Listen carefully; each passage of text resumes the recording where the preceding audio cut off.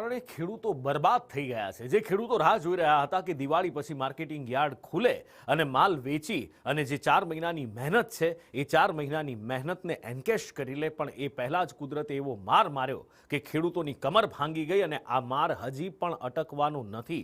હવામાન વિભાગનું કહેવું છે કે આવનાર 5 દિવસ હજી પણ ગુજરાત માટે ભારે છે અને સૌરાષ્ટ્ર માટે તો હજી પણ અતિ ભારે છે। रेनफॉल एक्टिविटी रखी गई है वो डे 1 में संभावना है कि सौराष्ट्र कच्छ में ऑरेंज अलर्ट के साथ वेरी हैवी रेन की संभावना है। और ऐसे ही गुजरात रीजन में भी जो डिस्ट्रिक्ट हैं, कुछ कोस्टल डिस्ट्रिक्ट है, उसमें भी वेरी हैवी रेन की संभावना है डे 1 में।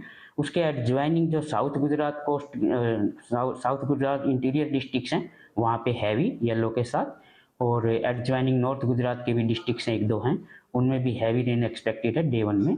इसी तरह से डे 2 में भी येलो अलर्ट के साथ हैवी रेन एक्सपेक्टेड है, जिसमें कि खासकर कोस्टल डिस्ट्रिक्ट ही हैं संभावना है।